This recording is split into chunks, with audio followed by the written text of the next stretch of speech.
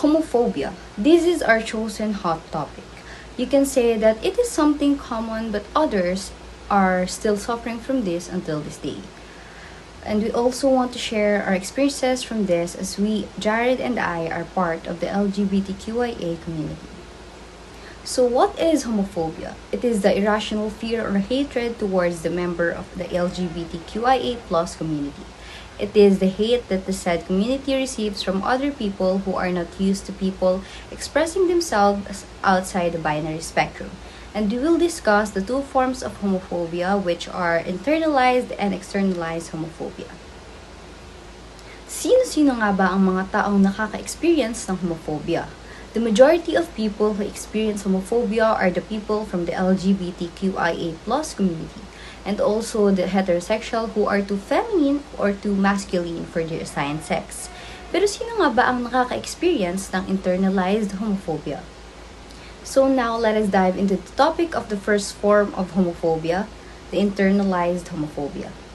What is internalized homophobia? So sabi dito, it is when a person is exposed to the stigma, intolerance, and other unfavorable opinions of society about the homosexuals. And because these people are exposed to this, mas nahihirapan silang tukuyin ang kanilang sexuality and nagkakaroon sila ng internal struggle. And these are the doubts, the disgust towards themselves, and pushing themselves to act what is norm or the correct way to be. So, who are the people who can experience this form of homophobia? This internalized homophobia can be experienced by the people who are part of the LGBTQIA plus community and cannot be experienced by the sexual majority or the heterosexuals. The people who usually suffer from internalized homophobia are the LGBTQIA plus people who were raised in a society that has a heteronormativity culture, religious and conservative families, and are exposed to the environment with homophobic individuals. And this is what the internalized homophobia can affect the person's character and persona. First off, we have mental health. The internalized homophobia can result into a psychological distress or emotional turmoil, especially in the long run. As the individuals who have internalized homophobia can feel guilt, shame, disgust, low self-esteem, and anxiety towards themselves. Second, behavior. Internalized homophobia can cause a change of behavior of the individual who suffers from this. People can conceal and suppress their own gender identities that leads to constant self-monitoring and being conscious and anxious about themselves. They can also have avoidant behaviors which can avoid forming friendships and stop themselves from engaging in social gatherings or self-isolation. Third, relationships. As I have said, they can be avoidant and stop themselves from engaging with others and avoid forming relationship with someone. They can also ruin their present relationship. And they can have a difficulty in trusting other people because they fear of being judged and criticized. They can also have the fear of rejection as they are scared to be not accepted by their supposed partners. These factors will lead to less engagement in publics and social gatherings. And this can also affect their career growth and social progress. Robin Buckley, a fictional character from Stranger Things, she is one of the examples of people who suffer from internalized homophobia. The Stranger Things series timeline is in the 1980s, and in the context of the 1980s, homosexuals are not that open because of the social stigma at that time, which stopped the person she likes from liking her back. She is anxious about herself around her and assumes that Tammy Thompson is straight. She also hides this identity of hers before coming out to Steve. Next character is Adam Groff from Sex Education. Adam Groff grew up with his conservative father who is a principal in his university. Because of this, he grew up in a heteronormative environment which made him suffer from internalized homophobia. But eventually, he and the guy he liked, Eric, became together but broke up because they are still not free from the stigma and cannot come out to his father completely. And these are some other examples of internalized homophobia according to the experiences of some people on the internet. So I got this all from the TikTok. And in my experience, I experienced internalized homophobia at the age of 13 as our family is conservative. I tried joking about it at first to my immediate family and received a negative response about it. So from then, I never opened up about it and still struggled from the internalized homophobia as I was trying to make myself fit into what is the norm. That's all for internalized homophobia. I am Malupay Jana, and our next reporter is Jared Cyrus Villegas, which will tackle about external or externalized homophobia. Hello everyone, I am Jared Cyrus Villegas. So as Jana here discussed the whole thing about internalized homophobia, I will be discussing another form of homophobia, which is the externalized homophobia. So, what is externalized homophobia? So, ang sabi nga dito, ito yung nagre-refer sa discrimination, prejudice, or hostility towards LGBTQ plus community individuals such as societies, laws, institutions, or cultural norms. So from the word itself, externalized homophobia, just as the same as sa diniscuss ni Jana earlier, internalized is an external struggle, while externalized naman is panglabas. So, ito nga daw yung discrimination towards LGBTQ plus community. But alam nyo ba na hindi lang siya yung typical na inaaway ka lang dahil part ka ng LGBTQ plus community? It is much worse than that dahil galing siya sa mismong society, sa rules, sa school, and minsan na din pati sa gobyerno. Like for example, may mga bansa na bawal ring mag same-sex marriage or ignorance ng mga teachers sa students na binubuli dahil bakla siya. Hindi lang siya about sa opinion ng isang homophobic or heterosexual na tao but rather nanggagaling siya sa lahat. So, who can affect externalized homophobia? So, sabi nga dito, anyone can be affected, including heterosexuals themselves, LGBTQ+ with internalized homophobia, heterosexist, political or religious organizations, and the media that's not in favor of LGBTQ+ identities. So, not only that LGBTQ+ ang naapektuhan, but, well, yes, sila ang mas naapektuhan, pero damay na din kahit hindi man part ng LGBTQ+ community. Take na lang natin for example, kapag may kaibigan kang part ng LGBTQ+ community, pwede ka ting ma-judge or like masabihan ka na, bakit ka naman nakikipag-friend sa ganyan? Ganon, ganyan.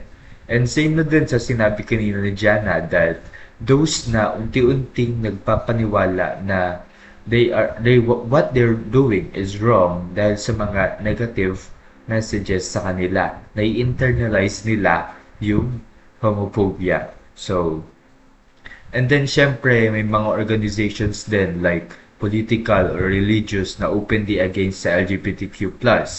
Yung mga ads, shows, or balita na hindi inclusive, nakakadagdag din yun sa negativity towards LGBTQ+. So in short, externalized homophobia affects everyone in different ways. Hindi lang yung mga tina-target mismo.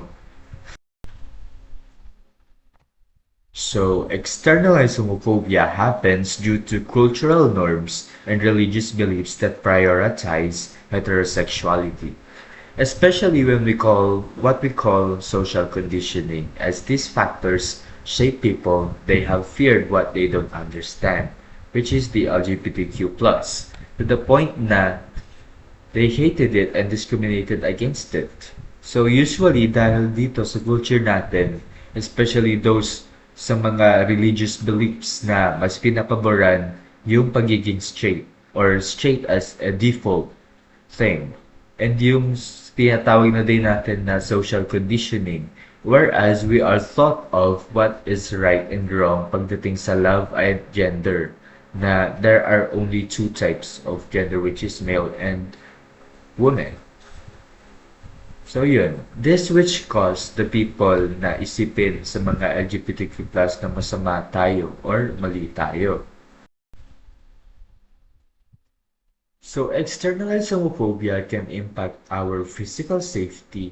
As I said kanina, there are cases of being bullied ng mga students na pwede nating ika-epekto ng education nila na to the point pwede silang ma-depress due to that. And meron ding mga hate na sinasaktan nila yung LGBTQ plus members or even worse, pinapatay nila. And meron din sa relationships naman, mostly ito nagaganap to sa family na hindi ka i-accept for who you are, na ikakaligwak ka.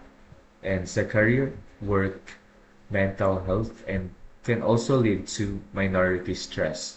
Remember natin na externalized homophobia doesn't choose an age to target. Let me give you two examples if you guys watch the movie na Red, White, and Royal Blue. So, si King Henry dito, on the outside world, tahimik lang siya, proper, laging composed sa sarili. But deep down, he had so much struggle because of his social conditioning, kung saan pinalaki siya as Harry or King na dapat expected sa kanya is straight siya.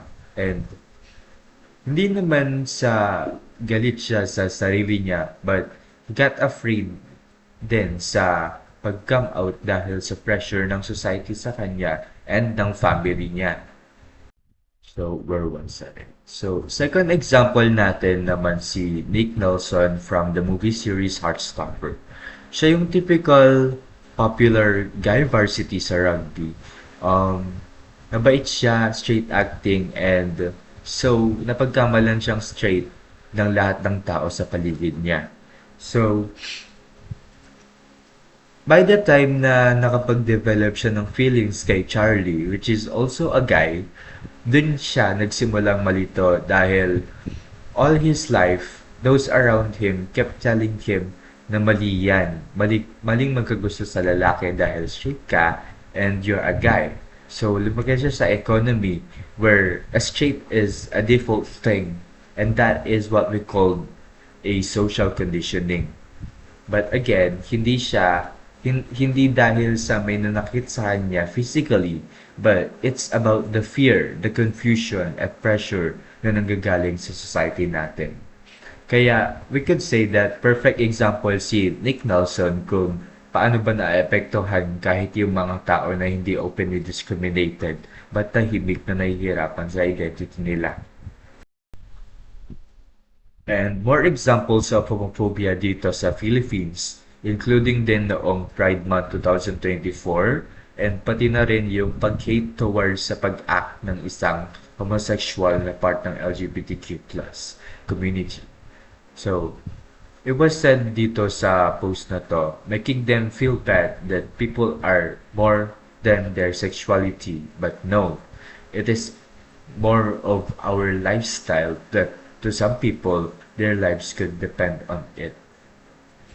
As for the end of our discussion, we could totally say that homophobia is but a character flaw. It is not just an opinion or a belief. It is a choice that hurts others and limits our society. And actually, here's the thing.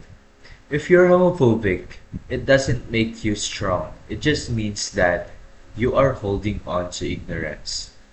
Well, masasabi naman natin na alam natin na we have access in regard of any LGBTQ plus issues informations, but if despite that we still continue to hate or discriminate those parts of LGBTQ plus community, then I guess it's really on us and hindi na dahil sa iba. So, again, the next time we think or talk about LGBTQ plus rights, remember na homophobia isn't just a social issue, but it is rather a reflection of our own character. So again, I am Jared Sarsi Villegas and my other reporter, Jana Malupay, presenting you our hot topic, and thank you for listening.